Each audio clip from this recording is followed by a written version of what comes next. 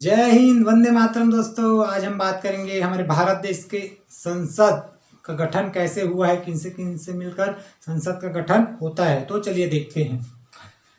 संसद का गठन किनसे किनसे मिलकर होता है? राष्ट्रपति, राज्यसभा और लोकसभा। तो सर्वप्रथम देखेंगे संसद का गठन किस अनुच्छेद के आधार पर होता है हमारे भारतीय संविधान के। तो 79 अनुच्छेद, इसको बोलते हैं आर्टिकल भी बोलते हैं। 79 संविधान के अनुच्छेद 79 के आधार पर संसद का गठन किया जाता है। अब आइए देखते हैं राष्ट्रपति। इन पर सर्वप्रथम प्रश्न बनता है कि राष्ट्रपति का निर्वाचन भारतीय संविधान के किस अनुच्छेद पर किया जाता है। तो यह है अनुच्छेद 55। और राष्ट्रपति बनने के लिए आयु सीमा कितनी है? तो 35 वर्ष होना चाहिए। और प्रश्न बनता है इनका मासिक वेतन कितना रहता है? तो 1,50,000 इनका मासिक वेतन रहता है। अब आइए देखते हैं राज्यसभा। तो इसमें ट्रिक है दोस्तों, देखिए संसद, राज्यसभा और लोकसभा। संसद का गठन 79 के आधार पर किया जाता है, अनुच्छेद 79 के आधार पर, और राज्यसभा का 80। ठीक है दोस्तों। अब राज्यसभा पर बहुत सारा प्रश्न बनता है, जैसा कि राज्यसभा का सभापति कौन होता है? तो हमारे उपराष्ट्रपति।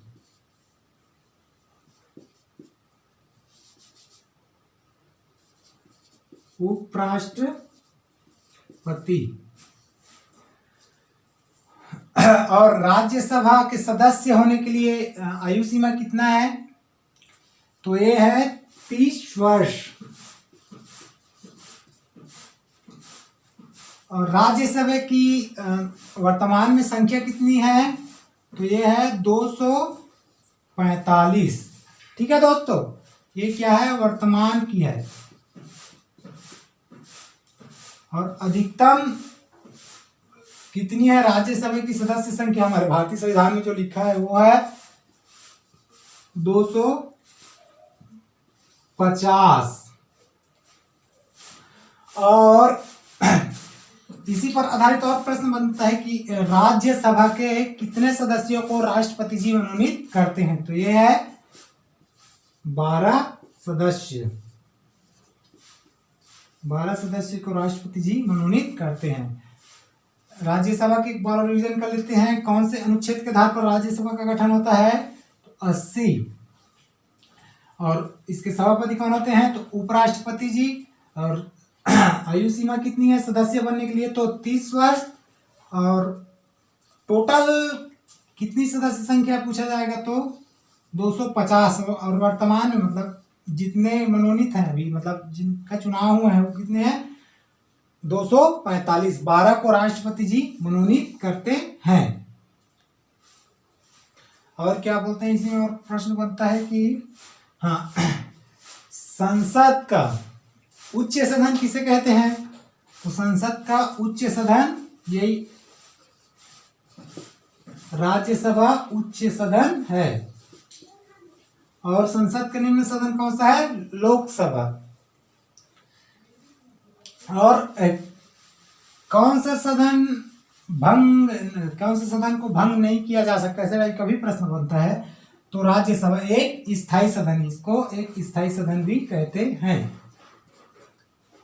अब आइए देखते हैं लोकसभा। तो मैंने बताया ना दोस्तों कि संसद का गठन जैसे किसका क्रमवार है। संसद का गठन 79, राज्यसभा का गठन 80 और लोकसभा का गठन संविधान के किस अनुच्छेद पर होता है? तो यह है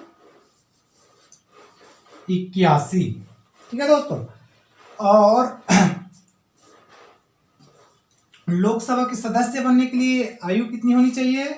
तो ये है 25 वर्ष।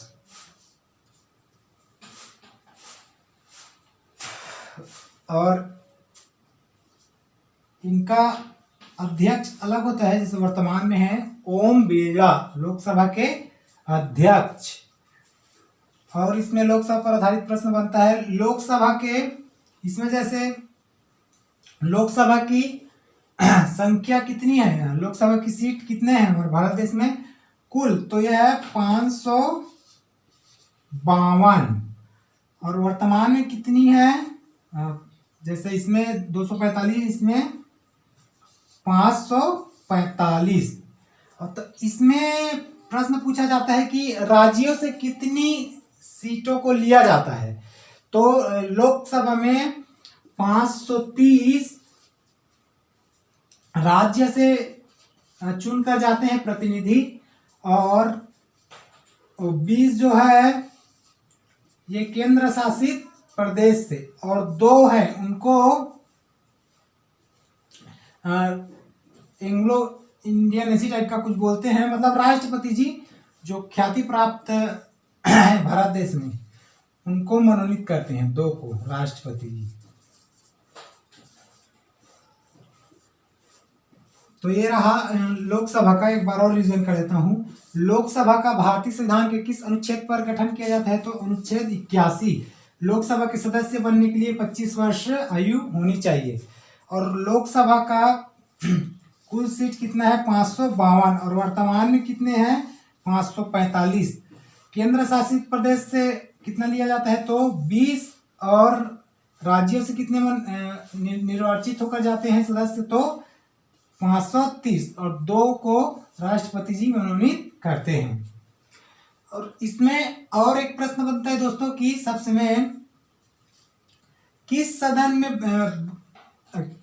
में बहुमत प्राप्त दल के नेता को प्रधानमंत्री बनाया जाता है।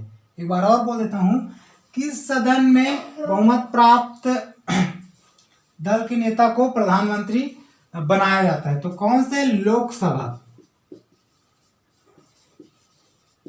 लोकसभा में बहुमत प्राप्त दल के नेता को प्रधानमंत्री पीएम बनाया जाता है। ठीक है दोस्तों, तो इस वीडियो में इतना ही दोस्तों। इसमें क्या देखें, संसद का गठन, जो उसका पूरा डिटेल है।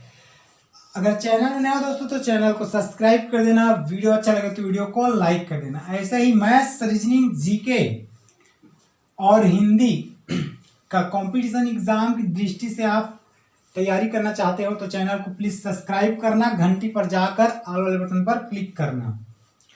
तब तक के लिए जय हिंद, जय भारत।